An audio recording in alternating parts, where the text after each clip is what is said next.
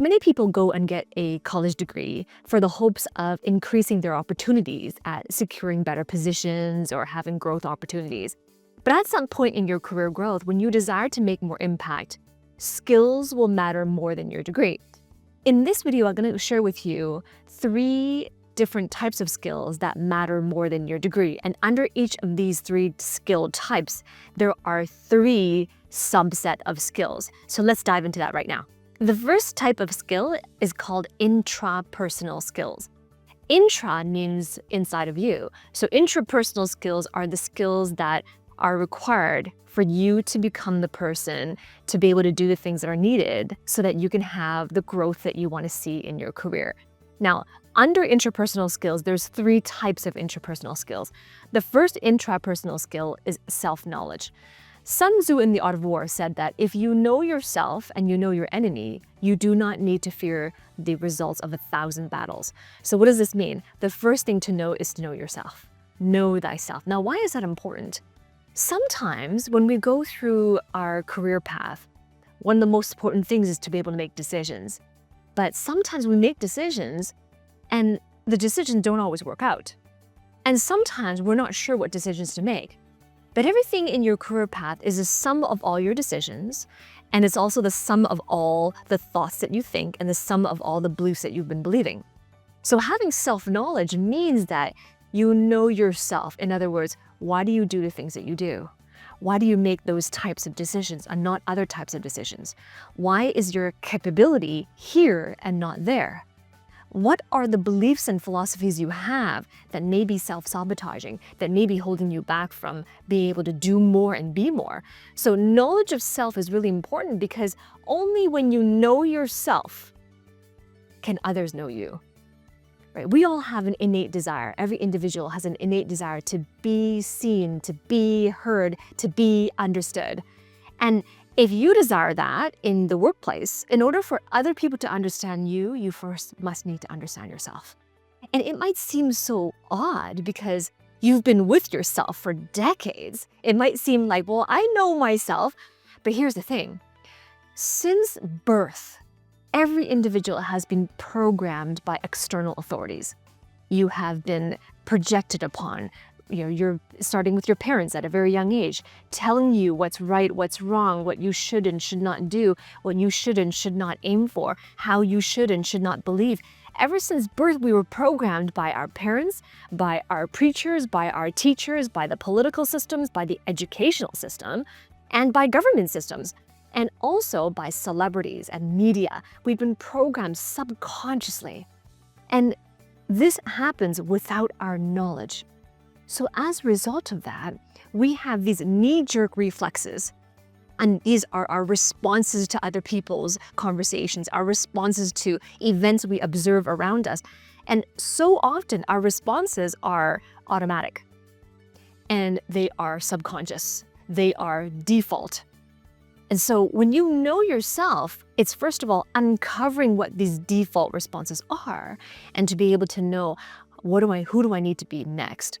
Who do I need to be inside of me so that I could produce the outcomes I want to have? So this is the first most important intrapersonal skill. It's self-knowledge. The second intrapersonal skill is self-influence. So you go from self-knowledge to self-influence. What does it mean for self-influence? But here's the thing. Correct me if I'm wrong. I believe that you're here because you want to be influential. You want to be influential in your organization, in your teams, in your industry. But in order for you to be influential, you need to first be able to influence yourself. It's not possible to influence others unless you are first able to influence yourself. So what does that look like? Being able to influence yourself means sometimes being able to get yourself to consistently and persistently do some things that maybe aren't very inspiring to you, that maybe you weren't initially motivated by, or that seemed very difficult, or that seemed very risky. How do you influence yourself to take that first step? How do you influence yourself to continue to make the decision that you would not otherwise want to make or desire to make or feel comfortable making? So that's the first layer of self-influence. And then subsequent layers of self-influence means to be able to continue along the path of developing yourself for your purpose. And when you develop yourself for your purpose and in your purpose, There will be some things that are required of you that are difficult and uncomfortable, but we need to keep choosing them.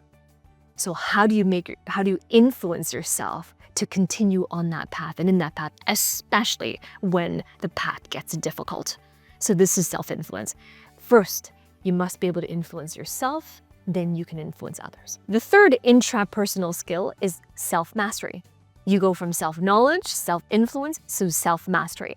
And yes, one builds upon the other. So then what's the difference between self-influence and self-mastery? I told you earlier what self-influence was. Self-mastery means that now I'm able to master myself. So let me give you my definition of mastery. Mastery is the ability to execute effortlessly without the use of conscious resources. So it means that you're able to execute effortlessly, execute the things that are required of you effortlessly without conscious effort. So conscious effort is required in the beginning when you haven't mastered it. Well, think about it on your journey. When things get difficult, when things get uncomfortable, doesn't it require a lot of conscious effort to calm your emotions, to calm your anxiety, to not let those thoughts ruminate? Doesn't it require a lot of effort? So self-mastery means that you've mastered yourself, you've mastered your emotions, you've mastered your thought patterns, you've mastered your beliefs, you've mastered your philosophy in such a way that it now no longer requires that amount of energy and effort, but it just becomes a breeze. In fact, it just becomes who you are. It is now your identity. This is the key outcome to self-mastery. And self-mastery is a journey. But you gotta know what are the steps in that journey towards self-mastery. So those are the three most important intrapersonal skills that are more important than your degree. So now let's move on to the second type of skills. The second type of skills that are more important than your degree are interpersonal skills.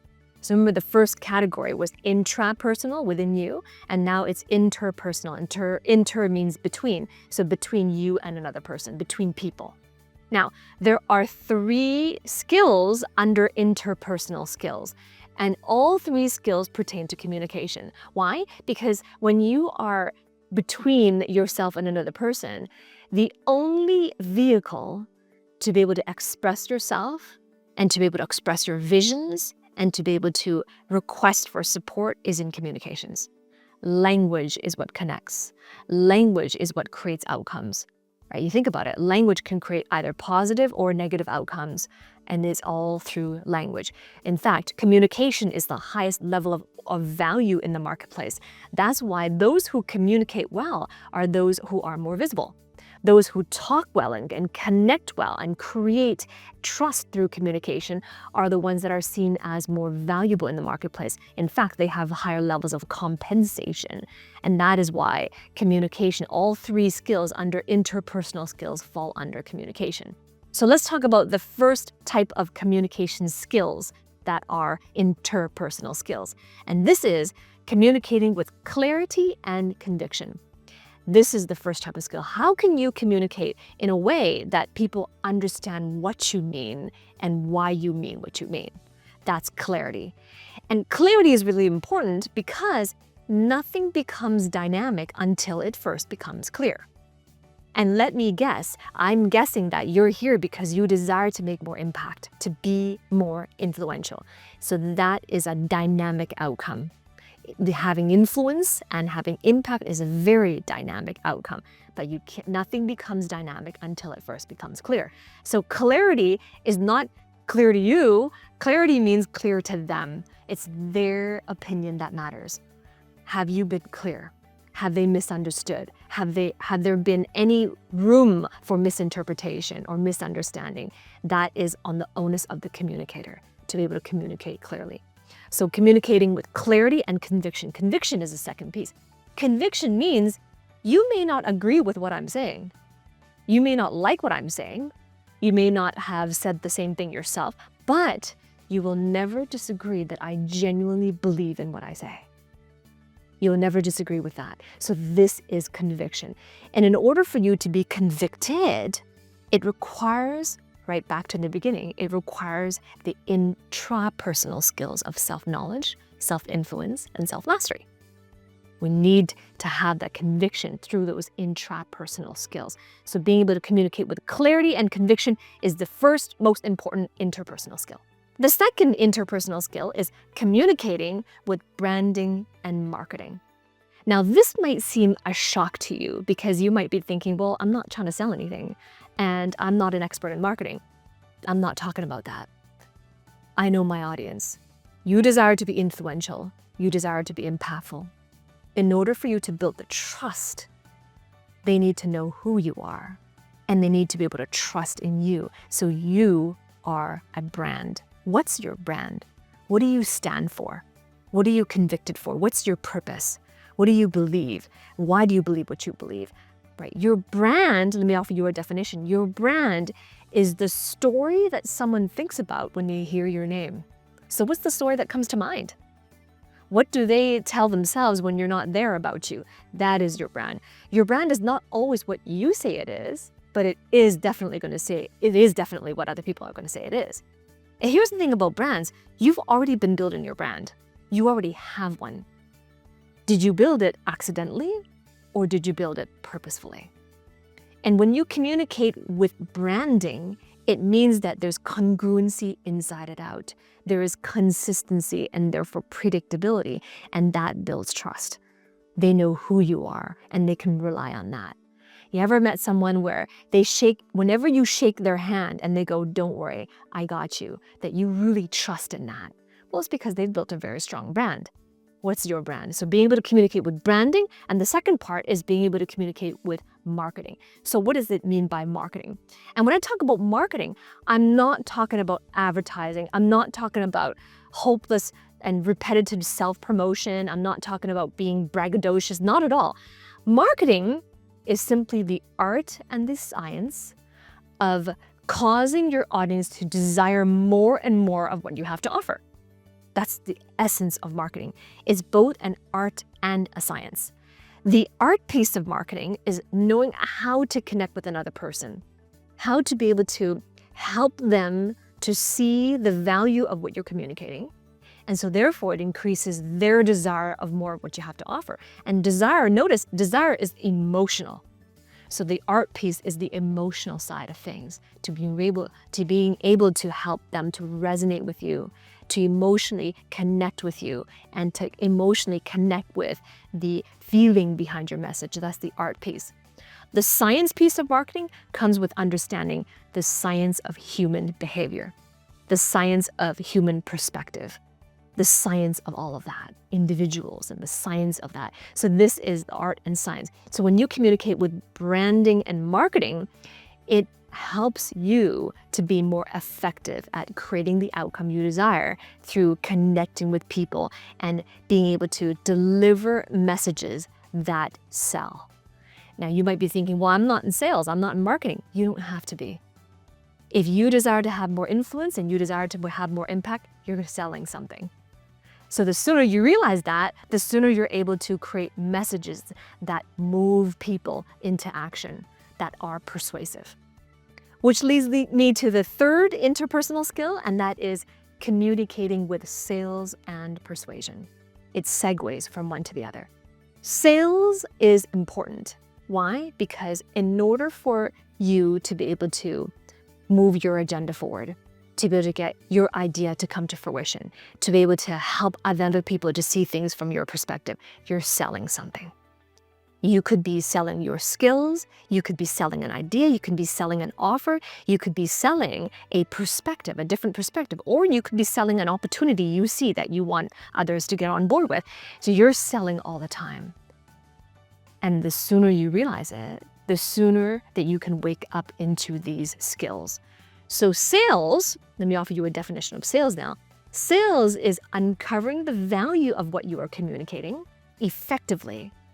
And you're uncovering the value so well that your audience who's listening to you, they are willing to be able to exchange the value they have for the value that you have just uncovered. Now, this extends beyond getting buy-in. Yeah, when you get buy-in in the boardroom and in front of your senior stakeholders, you want them to give you the value that they have. It could be a budget. They give you the budget, or it could be their stamp of approval. That's the value they have that you desire, but there's got to be a value exchange. So sales is being able to uncover the value you're about to bring to them so well that they effectively and they're willingly they're going to exchange the value they have for the value you've just revealed. So this is communicating with sales, and the next thing is communicating with persuasion. Persuasion is not the same thing as trying to convince somebody. I hear this all the time. Executives who come into my coaching program, they tell me, I need to be more convincing. How do I convince my bosses? How do I convince my higher-ups? And the first thing I tell them is, don't try to convince them. Have you ever noticed that people hate to be convinced? And that's the reason why sales has such a bad name, is because a lot of people, when they're trying to get buy-in, they're trying to convince. And whenever you try to convince somebody, the shields go up. They lean away, they move away, they turn away. It feels yucky because people hate to be convinced. When you're trying to convince somebody, what that means is that you're trying to get them to do something for your reasons. And energetically, you might be saying all the right things, but you can't lie with your energy. So then that's convincing. Persuasion is not the same thing. Persuasion is when you're able to effectively help the other person to make a certain decision that they're already trying to make, but you're helping them to come to the conclusion for their reasons. They come to their own conclusions. And the conclusion that they come up with on their own pace is the same conclusion that you desire them to come up with. So that is effective persuasion. Sales and persuasion work together synergistically. So this is a really important interpersonal skill to develop. The third one, which is communicating with sales and persuasion. The third type of skills, remember we went from intrapersonal to interpersonal. The third type of skills that's more important than your degree are intellectual skills. The root word of intellectual is intellect. Now, a lot of people misunderstand intellect and they think it means you gotta be smart. Intellect is more than that, it's beyond that. So when it comes to intellectual skills, there's 3 types of intellectual skills. The first type of intellectual skill is epistemological acumen. Now, I know that I threw a big word at you, so let me break this down. Epistemological, the root word is episteme. And episteme has to do with knowledge. When you practice episteme, what you're actually doing is you're studying how you obtained the knowledge that you did. Precisely how you obtained the knowledge that you did. So having an acumen around that means that you understand your own knowledge at a very deep level. This is key, at a very deep level. Most people, when they go to college, the aim of college is to graduate, and hopefully to graduate with honors. Let's be real about that. That's the whole aim of college education or the education system. The problem with that is when you graduate, it feels like a really big accomplishment. But essentially what you've done when you graduated with the degree is that you've learned about something. Right? I graduated from neuroscience. I have a master's and a PhD in neuroscience. And when I finished my PhD in neuroscience, I realized I took all those graduate level courses. And I realized when I got my first job after my PhD that I don't really know what I know. I know about the brain, and I know about the brain in health, about the brain in disease, and I've done that well to be able to pass my test, to be able to defend my dissertation. But then when I got into the real world and got my first job was to lead a nationwide research project to help brain-injured patients. So there I was associating and I was leading other professionals. I was leading neuroscientists, I was leading neurologists, I was leading other experts in healthcare ethics. And I had a deer in headlights moment when I realized I don't really understand what I know. Now, this might seem shocking, but you're going to notice that there's a difference between learning about something and having a depth of wisdom in your knowledge.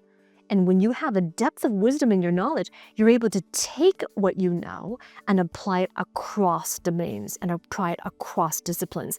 Because I'm sure you have enough experience to realize that the academic world, when you were in the education system, is very different from the business world when you're working in a company and you're leading teams or maybe leading departments and directing whole objectives.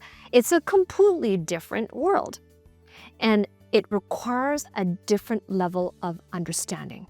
So this is epistemological acumen, is how well you've assimilated your knowledge into an understanding and how quickly and efficiently you're developing that understanding into wisdom. So that's the first skill, and there's a whole process around that. I teach this process in my mentorship program. So if you're serious about developing epistemological knowledge and acumen, and you're serious about developing the interpersonal skills, intrapersonal skills, then we can explore whether or not it's the right fit to work together. There's a link somewhere below this video. Click that link and explore that. If it's the right fit, I look forward to supporting you in your journey. Now let's talk about the second intellectual skill that's more important than your degree. The second intellectual skill are business acumen skills. Now this one's important because you work in a company, you work for a company, and a company is a business. And a company is a business because the whole entity of the business exists to make a profit, and hopefully to make a profit sustainably into the future. So this is really important that you understand the business that you're in. And you might think, well, what if I want to go to a different company? What if I want to work in different companies? Do I have to understand each company individually? The short answer is yes. And the longer answer is every business has business principles to succeed. Do you understand that? Do you have the acumen around that? So this is really important. And I'm not encouraging you to go get an MBA, by the way, because learning business acumen has nothing to do with getting an MBA and learning a theory around business and theory around marketing and those business functions. It's nothing to do about that. Having business acumen is understanding the principles that create business success and understanding the most important functions of a business and how the principles behind those functions help the business to become sustainably successful. So this is a skill set you develop over time. And it's an important skill set to develop over time because if you desire to become more strategic in your leadership, it really requires that you understand how to create strategy for the business and how to create real objectives for the business and move the whole business towards those objectives. So for number one, you got to be able to speak the language of business, but also to have real understanding on how to grow a business and how to scale a business, but also when to grow a business and when to scale a business, because those are not the same thing. So in a nutshell, this is business acumen, which is the second most important intellectual skill. Now, the third most important intellectual skill is financial acumen. So you went from epistemological acumen to business acumen, and now we are in financial acumen. Why is this important? Because as you go up in the business, in your company, you start from individual contributor, and then you go into, let's say, management. Sometimes you manage people, you manage projects, you manage processes, and then eventually you want to take on higher level positions. The higher up you go, the more important it is to develop financial acumen because your higher ups need individuals in those leadership positions who are fiscally responsible. Fiscal responsibility has a lot to do with understanding the finances of the company. How well do you understand finances so that when you make a decision for the team, for the department, for the company, that it is a financially sound decision and you are fiscally responsible. So that's why financial acumen is important. And now when it comes to developing financial acumen, it is, first of all, undoing and unlearning all of the things you might have picked up in your life around wealth, money, and finances. So many times I work with executives who are newly minted in their senior director role or their VP role. So often I come across and I work with executives like that. And oftentimes when they're making decisions around budget, around business strategy, around guiding them, pivoting the whole department, what they're up against is their own internal programmings around wealth, around budgeting, around money, around finances. And if you don't unlearn those things, and you don't pivot into something that is going to serve you and serve the company, it's really going to hold you back from making the decisions that are important for the company. So that's the first part of financial acumen. And then it's developing the understanding, the depth of understanding of fiscal responsibility. So those are the 3 most important skill sets in terms of growth in your career and personal growth as well. They are intrapersonal skills, interpersonal skills, and intellectual skills. Now, I'm just giving you an overview about this in today's lesson, in today's video. I don't have time, of course, to get deep into business acumen and financial acumen. But if you're serious about developing these things for yourself and having a strong foundation of where do I start and where do I go next, then I invite you to work with me. Just click the link somewhere below this video and find out more about what I do, the offerings that I have, and the services that I have to offer as well. And I trust that you are intelligent enough to make the best decisions that are in your best interest. So I hope this serves you for now. Subscribe. Remember to subscribe to my channel so that you can have more videos like this and much more. And I will see you next time.